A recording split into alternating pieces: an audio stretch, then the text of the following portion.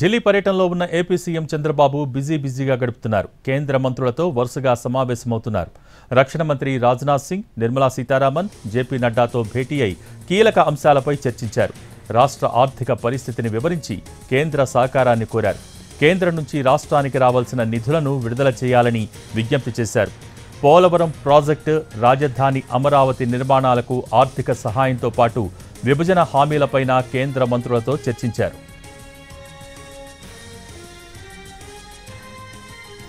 నీతి ఆయోగ్ సీఈఓతోనూ బాబు సమావేశమయ్యారు. కేంద్ర మంత్రులతో భేటీ తర్వాత ఫిక్కీ చైర్మన్, ప్రతినిధులతోనూ చంద్రబాబు భేటీ అయ్యారు. సాయంత్రం ఢిల్లీ నుంచి హైదరాబాద్కు రానున్నారు ఏపీ సీఎం చంద్రబాబు. రేపు తెలంగాణ సీఎం రేవంత్ రెడ్డితో సమావేశమై విభజన సమస్యలపై చర్చించనున్నారు.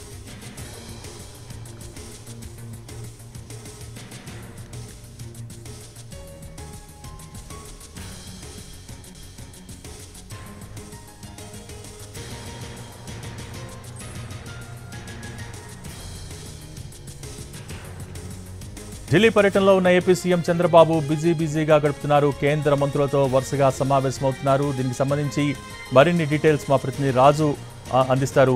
రాజు, ఓవరాల్గా ఈ రోజు మొత్తం మీద చంద్రబాబు ఢిల్లీలో ఎవరెవరిని కలిశారు, ఏ అంశాలపై చర్చించారు, దీనికి సంబంధించి ఓవరాల్ రిపోర్ట్ ఏంటి?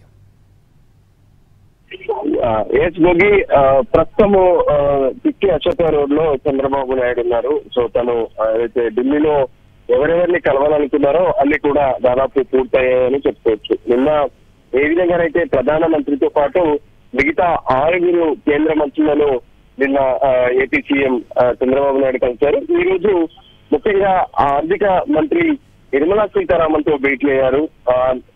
ఏదైతే ఆంధ్రప్రదేశ్ కు సంబంధించినటువంటి ప్రత్యేక పరిస్థితులు, అంటే అక్కడ ఉన్నటువంటి ఆర్థిక పరిస్థితులు, వీటన్నిటిపైన కూడా ప్రత్యేకంగా నిర్మలా సీతారామన్ తో భేటీ అయి పలు అంశాలపైన దాదాపు గంట పాటు చర్చించారు. నీతి ఆయోగ్ సీఈఓతో కూడా ఈ రోజు భేటీ అయ్యారు. మరోపక్క రక్షణ శాఖ మంత్రి రాజ్నాథ్ సింగ్ తో భేటీ అయ్యారు. జేపీ నడ్డా ఆరోగ్య శాఖ మంత్రిగా ఉన్నారు, ఆయనతో కూడా భేటీ అయ్యారు. ప్రధానంగా ఢిల్లీ టూర్లు అంటే 2 రోజుల పాటు వీలైనంత వరకు అన్ని శాఖల నుంచి ఏ విధంగా ఆ కేంద్రం నుంచి రాష్ట్రానికి సాయం అందబోతుంది, అంతేకాదు రానున్నటువంటి అంటే బడ్జెట్ ను పెట్టుకోవాల్సినటువంటి పరిస్థితి ఉంది కాబట్టి ఆ బడ్జెట్ అంచనాలకు సంబంధించి కేంద్రం తరఫున ఎటువంటి చేయూత ఉండబోతుంది అనే దాని మీద ఒక క్లారిటీ తీసుకునేందుకే చంద్రబాబు నాయుడు తన ఢిల్లీ పర్యటనను ఉపయోగించుకున్నారని కూడా చెప్పుకోవచ్చు. ముఖ్యంగా రాష్ట్ర అభివృద్ధికి సంబంధించినటువంటి అంశాలపైన చేయూత ఇవ్వాలి అనే విషయాన్ని స్పష్టంగా కేంద్రం నుంచి తీసుకొచ్చారు. ప్రధానమంత్రి నరేంద్ర మోడీతో పాటు హోంశాఖ మంత్రి అమిత్ షాలకు ఈ విషయాన్ని స్పష్టం చేసినట్టుగా కూడా తెలుస్తుంది.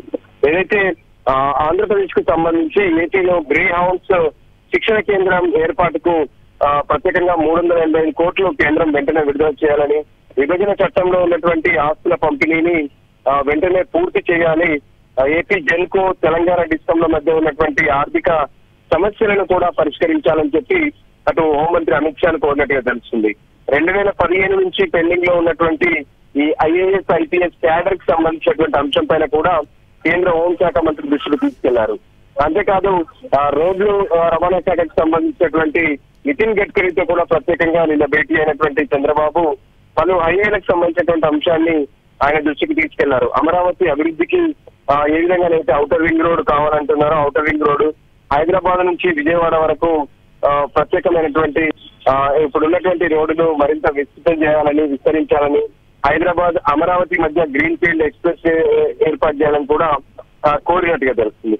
ఈ విధంగా తెలంగాణకు ఆంధ్రప్రదేశ్ కు మధ్య ఉన్నటువంటి కొన్ని విభజన అంశాలు ఏవైతే ఉన్నాయో వాటిని పరిష్కరించుకునేందుకే రేపు సాయంత్రం ప్రత్యేకంగా 2 ముఖ్యమంత్రులు కూడా భేటీ కాబోతున్నారు.